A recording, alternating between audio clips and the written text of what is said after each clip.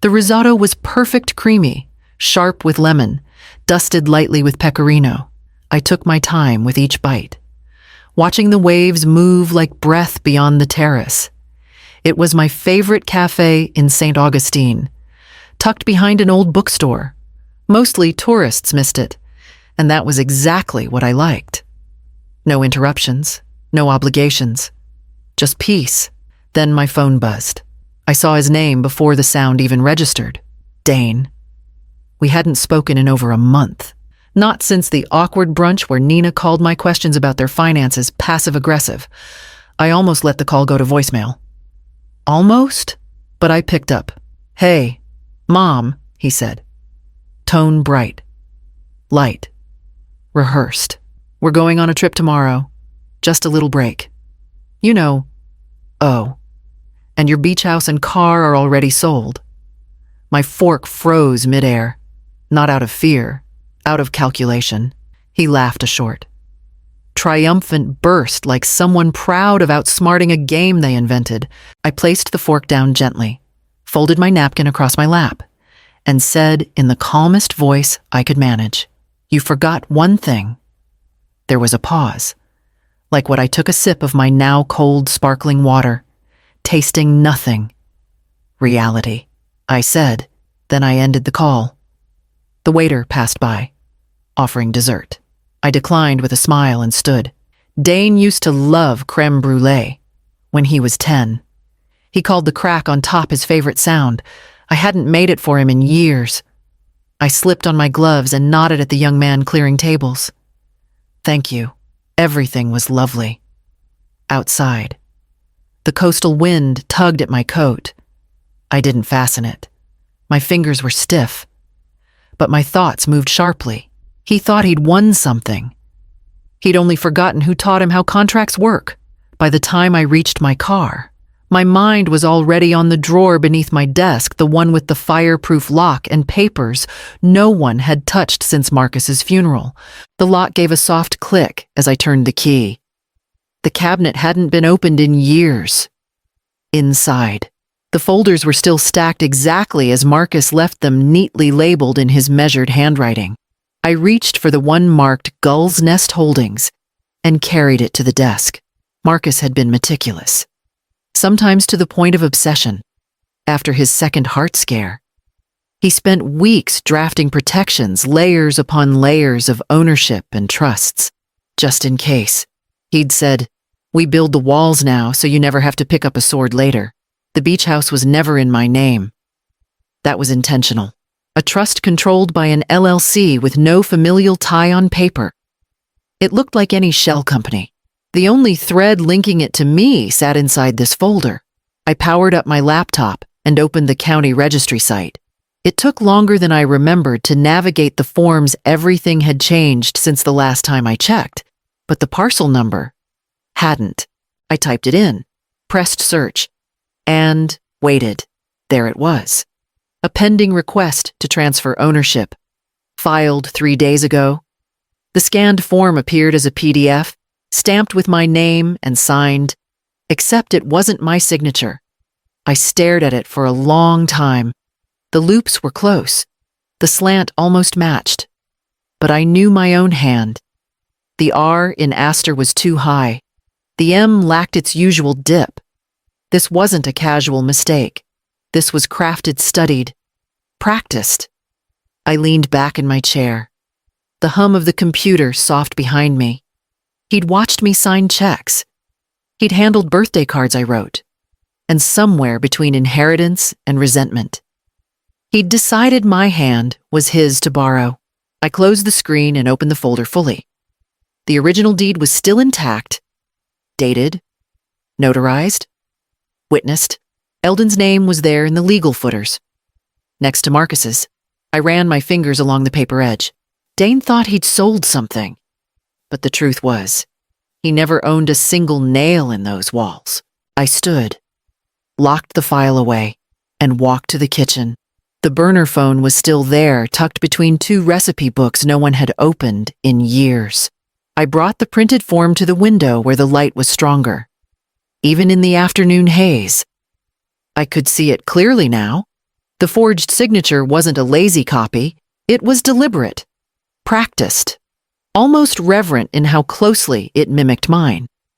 The M was the same size, but the curve was tighter. He always rushed his cursive. The R was too controlled, as if trying too hard to be careful. And the tail on the final L was wrong. Too steep, too young. This wasn't a guess. It was a study. He must have watched me sign holiday cards, traced receipts, noted the angles when I wasn't paying attention. Not recently. Over years. It wasn't the signature that stung, it was the confidence he must have had while writing it. As if I'd never notice. As if I'd already stepped aside. I returned to the cabinet. Pulled a second folder. This one marked Trust Mechanics held the documents Marcus drafted after his final hospitalization. His handwriting was everywhere. Clean. Slanted. Deliberate. On the final page of the instruction set, he had written, "Do not assume trust is permanent. Keep eyes open, especially for family." That last line was underlined twice. I sat with it for a long time. I'd always thought Marcus was being paranoid. I'd rolled my eyes, told him Dane was impulsive, not cruel, that Nina was high-strung, not conniving, that Calla would keep them honest. But Marcus didn't believe in relying on character when law could do the work. I traced the underline with my finger, then folded the document back into place. He didn't just forge my name. He counted on my silence, on my habit of not making waves, on the mother who said yes more than she should have, and who chose peace over pride. I stood slowly, heart steady now. He thought I wouldn't fight back. I reached for my coat and the silver flash drive in the desk drawer. It was time to test what else they thought I'd never do. The office was newer than I expected. Clean lines, frosted glass, a water wall burbling nonsense in the corner. I wore beige slacks, a muted silk scarf, and the oversized sunglasses I only brought out for airport pickups. My name today was Lenora Vale, a harmless widow from Michigan, casually interested in something coastal and private. The receptionist didn't blink. I was escorted into a minimalist conference room with too much chrome. A young agent arrived moments later. Perfect hair, expensive watch. Cologne that arrived before he did. He introduced himself as Chase. He smiled, leaned forward. "So, we've got something really special that's just about to clear. Waterfront. Gulf facing. It's technically pre-sold, but I think we might have a window if we move quickly." I tilted my head, keeping my voice soft. "Pre-sold?" He nodded. "The sellers are family. Finalizing title." "It's more of a formality at this point." "Who's on the title?" I asked, letting a touch of innocence bleed into the question. He hesitated. "It's through a layered entity. Older LLC? Legacy setup?" I nodded slowly. "Sounds secure." Then I reached into my purse and placed a slim silver USB drive on the table. He looked down at it, confused. "I always run diligence," I said lightly, pulling a business card with a fake company logo and sliding it over. "Have your legal team look it over." His smile faltered not fully, but enough for me to see the crack. I stood before he could respond. "I'll let you know," I said, smoothing my scarf as I walked past reception. I could feel the tension behind the frosted glass ripple to life, but no one followed me out. Back in the car, I sat for a full minute before starting the engine, not because I was shaken, but because I wanted to feel that shift when doubt slipped across the face of someone too sure of themselves. I turned the key. I didn't need them to call back. I only needed the panic to start. By the time I returned home, I already knew I'd checked the garage. The car was gone. The next morning, I walked downstairs with my grocery list in hand and stopped cold at the garage door. I pressed the remote. Nothing. Just the echo of an empty space. My car was gone. I checked the street. Then the side lot. Nothing. For a moment. I thought maybe I'd forgotten left it at the cafe or parked out front after dinner. But I hadn't left the house since the brokerage visit. The only sound I remembered from the night before was the dishwasher cycling off. I crossed the hall and knocked on Mrs. Elson's door. She answered in slippers, a robe wrapped tight, always alert. "Did you notice if my car was here this morning?" I asked. She blinked, then nodded. "Your daughter-in-law was driving it. Wasn't she left just before 9? I waved, but I don't think she saw me. "Thought you were with her." I smiled politely, thanked her, and returned inside. Nina had always been able to lie with ease. But taking the car wasn't a mistake, it was a test. The lease wasn't under my name. It was held by one of the asset trusts Marcus had created, filed under a business line designed for insulation. I still had the contact. I called the company and calmly reported unauthorized use, possible transport across state lines. I added, they didn't ask many questions. Within the hour, I received an update the GPS had pinged in southern Georgia. The vehicle was recovered and impounded by sunset. No confrontation, no shouting, just paperwork. They didn't think I'd notice, or maybe they thought I'd let it go. Either way, they underestimated the woman who signed the original lease. I hung up and walked to the study. The file labeled Trust Mechanics was already waiting on the desk. The bank smelled like varnish and old carpet. Mr. Fallon met me in his office, the same glass-walled corner he'd used since before Marcus passed. He stood when I entered, as if nothing between us had shifted over the years. "I need to amend the beneficiary file," I said, placing the folder gently on his desk. "It's time." He opened it, flipped through the pages slowly. "Is this about the—" "I'd prefer we not name it," I said, keeping my tone even. "Let's just call it the contingency plan."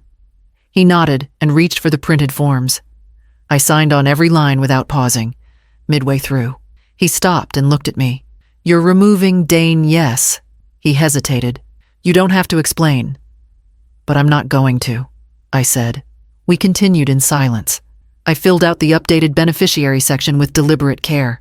Calla Estelle Astor, born June 10th. My handwriting didn't shake. "Would you like her notified?" he asked. "Not yet. She's still too close to them." He nodded again and slid the documents into the formal envelope stamped with the bank's seal. "I'll file it by noon." I stood, adjusted my scarf. "Please label this file 2025 contingency. Keep it sealed." He held my gaze for a moment, then gave the smallest smile. "Of course." Back home, I placed the updated file into the study drawer, just behind the copy of Marcus's original structuring notes. For the first time in weeks, my hands didn't tremble. I didn't feel guilt, not grief, only precision. Dane had removed himself. I'd simply recorded it. I made a cup of tea and sat at the kitchen counter. Outside, the wind moved through the palms. I thought about calling Calla. I didn't have to. That evening, she rang the doorbell. Calla stood on the porch, holding a backpack and a tired look I hadn't seen on her before. She didn't explain why she came, and I didn't ask. I stepped aside and let her in. She slipped off her shoes and followed me to the kitchen without a word. She sat at the counter while I pulled out the flour, the eggs, and the old iron skillet Marcus never let me replace. The kitchen filled with the scent of browning batter and quiet tension. We didn't need small talk. That was never our way. "Dad's been acting weird," she said finally, arms folded tight on the counter, and Mom keeps whispering in the other room. Last night, I heard him say, "She's out of the way now." I flipped the pancake, let it fall cleanly onto the plate. I dusted it with sugar and slid it across to her. Then I reached for the folder I'd left on the far end of the table. "I want to show you something," I said. "Only if you're ready." She pulled the folder toward her and opened it slowly, like it might burn. Her eyes scanned the first page, her name printed under Trust Beneficiary, next to my signature. Below it, A copy of the forged deed transfer. Next, the impound report from Georgia. Then emails between Nina and 2 brokers, planning the refinance. And finally, a final page with her name typed, initialed, and stamped. She didn't speak, didn't cry, just sat with it. Her brow drawn like Marcus's when he used to read depositions. This says, "I own the beach house," she whispered. "Not yet." I said, "But one day, after you're 25, legally, fully, and Dad, he tried to sell what was never his. He sold paper. I gave you something real." She looked down at her plate, then back at the file. She didn't smile, but she didn't look away either. I poured her tea. She took it with honey, like I do. We sat together, quiet, while the sun moved slowly across the tile. She stayed the night. I slept better than I had in weeks, until the knock came the next morning. The knock came sharp and fast. No pause between raps. I didn't need to look through the peephole. I opened the door to find them both on the porch. Dane rigid, face flushed, Nina hiding behind oversized sunglasses, arms crossed tight. "What the hell did you do?" Dane snapped, stepping forward like he might come inside without permission. I let him. Nina followed, her silence more brittle than usual. The moment the door closed, Dane turned on me. "You're ruining everything. You don't even understand what you've done." I picked up the phone resting on the hall table and tapped the red button. The screen lit. "Recording. I understand perfectly." I said, "You forged my name, attempted to transfer protected assets, used the car without authorization, and now you're here, in my home, raising your voice." Nina stepped forward, voice sharp. "Don't dramatize this. We can fix it, but you need to stop playing games." I reached for the envelope I'd placed by the teapot that morning. 2 copies, one for each of them. I handed them over without ceremony. Dane looked down at the paper like it might bite. "What is this filed yesterday?" I said, "You should read it carefully." For a moment, no one spoke. Then Dane's jaw clenched. Nina still hadn't removed her sunglasses. "Get out," I said, soft and steady. They did. No shouting, no slamming, just the sound of shoes against tile. Then the weight of the door closing behind them. I didn't watch from the window. I walked back to the burner phone on the bookshelf and dialed Eldon. "They'll try something else," I said.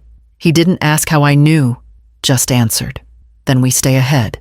I stood at the window and finally watched them leave. Nina was talking with her hands. Dane said nothing. They looked smaller than they had an hour ago, by the end of the week. The listing disappeared. Detective Rowan Fisk arrived just after 10. No sirens. No badge flash. Just a soft knock and a leather folder tucked beneath his arm. He introduced himself with a nod and a quiet, "May I come in?" I led him to the kitchen and poured tea without asking if he wanted any. He accepted it, one hand already opening the folder on the counter. "We received some documents from the Manatee County Title Office," he said, laying out photocopies. A clerk flagged inconsistencies in a deed transfer request. That led us to 2 others, all tied to the same property, all under your name. I nodded once. It wasn't my hand. He flipped to the signature pages. "We know. The curve's off. Stroke pressure doesn't match. We're running comparisons now, but you made it easy. The originals were archived cleanly." He paused, then looked up at me. "You're not the first to outmaneuver a con, Mrs. Astor, but you might be the quietest." I didn't smile. I wasn't looking for a scene, just correction. He closed the folder, folded his hands. "The district attorney isn't pushing charges yet. We're still mapping out the financial trail, but it's coming together." I reached for the envelope with Calla's name. "If charges are filed, I want this sealed. Her name's in the trust now, but she had no part in any of it. She's a minor. She's innocent." He accepted the envelope. eyes steady. Understood. We sat for a moment in silence. Then he stood, tucked the folder back under his arm. We'll be in touch. And for what it's worth, I've rarely seen a case this organized from the outside in. I saw him to the door, closed it gently behind him. For the first time, I felt the house breathe. Calla was upstairs, typing. I could hear the soft rhythm of her keyboard. She hadn't asked for updates, and I hadn't offered them. Later that night, she showed me what she was writing, an essay on legacy and ethics. The sky was just beginning to warm when I stepped onto the balcony, tea in hand. The boards were cool beneath my feet, still damp with night air, across the water. The horizon bloomed with the faintest blush of morning. Inside, I could hear the quiet clack of Calla's keyboard. She'd risen early to work on her college essay, something about legacy, ethics, and the laws we inherit and the ones we choose to write ourselves. She hadn't let me read it yet, but she would. She always did. I sat at the corner table and wrapped both hands around my mug. No messages, no noise, just peace. Dane had filed for bankruptcy 2 weeks ago. The investigation dried up every account they thought they could hide. Nina left him a few days later and, in predictable fashion, filed suit for emotional and financial damages. I didn't follow the details. I didn't need to. Calla hadn't spoken to him since the morning he yelled in this kitchen. Her silence wasn't vengeful. It was final. I saw it in the way she now moved through this houselight, unhurried, without waiting for shadows. The trust held the deed now, as it always had. My name was no longer the end point.